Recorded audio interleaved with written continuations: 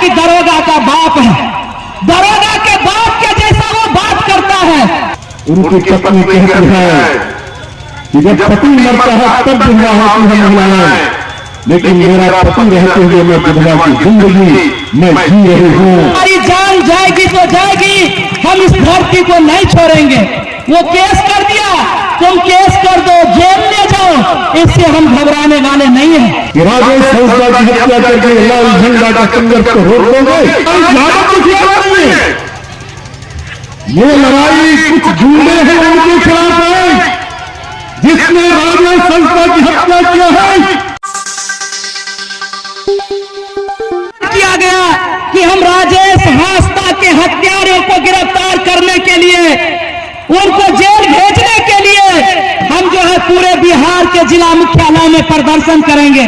हमारी पार्टी के लोग यहाँ मधेपुरा में कलेक्टर के यहाँ प्रदर्शन करने गए।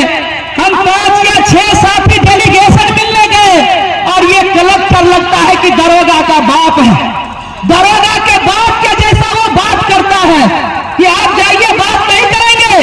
ये कलेक्टर तुम सुन लो, तुम्हारी नौकरी हमारे बदौलत है।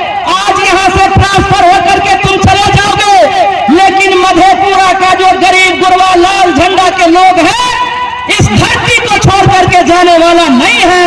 हमारी जान जाएगी तो जाएगी, हम इस धरती को नहीं छोड़ेंगे। वो केस कर दिया, तुम केस कर दो, जेल ले जाओ, इससे हम घबराने वाले नहीं हैं। हमारे साथी घबराने वाले नहीं हैं। इसीलिए मैं ये कहना चाहती हूँ, आज देश की और राज्य की हालत बहुत खराब है। भारतीय जनता पार्टी जिस तरह से इस देश के अंतर्गत बेरोजगारी बढ़ाई है, गरीबी बढ़ाने का काम किया है, जिस तरह से जन वितरण प्रणाली के माध्यम से गरीबों का निवाला छीनने का 72 के दौर में इस नगर पंचायत के अंतर्गत भाजपा की जमीन या तो सलीम से पारित घोषित की गई, या फिर उस जमीन को जो गरीब मजदूर दलित आदिवासी जोत रहे थे, बीटीएस के माध्यम से उनको जो अधिकार मिला था, वो बटेदारी की लड़ाई लड़ा और वो बटेदार घोषित किए गए।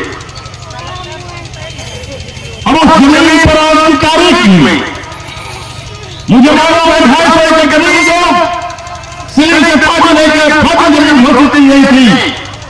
उस जमीन को प्रशासन से मिलकर के जमींदारों ने औने पौने दाम पर बेच दिया गलत तरीके से, लेकिन कम्युनिस्ट पार्टी मार्क्सवादी की स्थापना से लाखों में हुई थी। हमारे साथियों ने संघर्ष करके कदम 22-24 एकड़ जमीन उसको बचा करके रखे हुए हैं, लेकिन उस संघर्षों के बारे में हमारे साथियों ने बताया जमीन की लड़ाई जो है लड़ने में हमारे साथी उस जमीन की रक्षा करना नहीं, पहले 3 साथी अपनी कुर्बानी दे चुके हैं और आखिरी तौर पर कर्नल राजेश हंसदा की हत्या 23 सितंबर की रात में 7 बजे अपराध कर्मियों ने कर दिया। क्या जिला के कलेक्टर को एसपी को यह मालूम नहीं है? ये 23-24 एकड़ जमीन जैसे 23-24 एकड़ जमीन नहीं है, बल्कि एडवोकेट साथी हमारे बैठे नारायण यादव जी वो ज्यादा आपको बता सकते हैं। आज की तारीख में अगर ईमानदारी से सरकार प्रशासन अगर कानून ईमानदारी से काम करे, वो 250 एकड़ जमीन इस इलाके के आदिवासी और गरीबों का है, वो किसी के बाप का जमीन नहीं है। ये हो सकता है क्या समझ क्या इस इलाके के लोग जो सामंतों के दिल में है, वो सामंत नहीं है, लेकिन उनके दिल में है इलाके में जमीनों की कीमत बढ़ चुकी है और इस जमीन पर जिस दृष्टि बना हुआ है वो जमीन हासिल कर लेंगे। मैं कहना चाहता हूं कि जरा देश के अंदर और बिहार के अंदर जो जमीन की लड़ाई कांग्रेस पार्टी मार्क्सवादी ने लड़ी, जिस लड़ाई करके जिस जमीन को हासिल किया, हजारों वो खाली नहीं किया, वो अपने कब्जे में रखा। इतिहास से पढ़ो। और मैं राजेश संस्था की हत्या हुई, आश्चर्य होता है। अब क्या समझते हो कि राजेश संस्था की हत्या करके लाल झंडा का संघर्ष को रोक दोगे?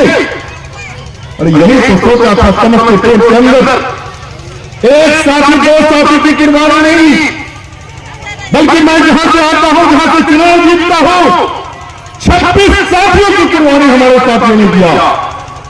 और 26 साथी की कुर्बानी के बाद जब हमारी पार्टी ने तय किया कि जितनी कुर्बानी देनी होगी हम देंगे, लेकिन उसके खिलाफ हम कोर्ट में गवाही देंगे। और जब गवाही दिया, आज स्वामी रामनाथ की शहादत, उनको गोली मारने वाला हत्यारा टुनटुन सिंह 19 साल से जेल के अंदर बंद है। और उनकी पत्नी गांव में क्या कहती है मालूम है? उनकी पत्नी कहती है कि जब पति मरता है तब विधवा होती है महिलाएं, लेकिन मेरा पति रहते हुए मैं विधवा की जिंदगी मैं जी रही हूं। ये बात हम आपको इसलिए कह रहा हूं कि जिन लोगों ने हत्या किया, आप समझते हो कि ये लड़ाई सिर्फ रजनी की लड़ाई है? ये लड़ाई सिर्फ रजनी के आदिवासियों दलितों की लड़ाई है? ये लड़ाई कम्युनिस्ट पार्टी मार्क्सवादी ये पूरे बिहार की लड़ाई है। और इस लड़ाई को बिहार की पार्टी अपने आप की रक्षा को जिस तरीके से इंसान करते हैं, उसी तरीके से इस संघर्ष की रक्षा भारत की कम्युनिस्ट पार्टी मार्क्सवादी करेगी। और आपको जेल में कैसे जाएंगे? हो सकता है कि एसपी अभी मालूम हुआ कि इसके कई मुद्दों को बरी कर दिया, कानून भी नहीं लिखी हुई है। मैं पूछा 164 हुआ नहीं हुआ? मैंने पूछा कि आपने प्रोटेस्ट लगाया कि नहीं? मेरे बहादुर साथियों ने प्रोटेस्ट लगाया। और जब प्रोटेस्ट लगा दिया गया, गवाही जब शुरू होगी और 3 जगह सिर्फ जिसको एसपी ने बंद कर दिया, उसके खिलाफ जिसको बंद किया उसके खिलाफ अगर गवाही दे दिया तो कोर्ट उनको बरी नहीं करेगी, खींच करके जेल के अंदर कोर्ट जो है बंद कर देगी। ये हम बताना चाहते हैं। आज यहां किस इलाके के हालात में पहुंचा दिए। अभी मुझे मालूम हुआ कि जो लोग इससे मुदाला है वो कहते हैं कि इस इलाके के जादव को फंसाने की काम कर रही है ये लोग। आश्चर्य होता है। ये लड़ाई जादव के खिलाफ नहीं है, ये लड़ाई कुछ गुंडे हैं उनके खिलाफ है। जिसने राजेश संस्था की हत्या किया है उनके खिलाफ ये लड़ाई है। लेकिन जो गुंडे हैं वो बचने के लिए उस अपने बिरादरी के बीच जाकर के कह रहे हैं ये यादव के ऊपर हमला हो रहा है। अरे यादव के ऊपर अगर हमला होता तो हमारा नेता तेजस्वी यादव कैसे होते? हमारा तो महागठबंधन के नेता तेजस्वी यादव है, तो यादव के ऊपर हमले का कहां सवाल है? सवाल सिर्फ जिन अपराधियों ने गोली मारा है उसके खिलाफ ये लड़ाई है, उनके ऊपर मुकदमा है। और अपराधी की कोई जाति नहीं होती। मैं आपको बता देता हूं, अपराधी की कोई जाति नहीं होता, उसका अलग एक सूत्र होता है। अगर जमीन हड़पने के लिए वो आदिवासी की हत्या कर सकता है तो पैसे को जमा करने के लिए वो जादव की भी हत्या कर सकता है। ये बात जान लो।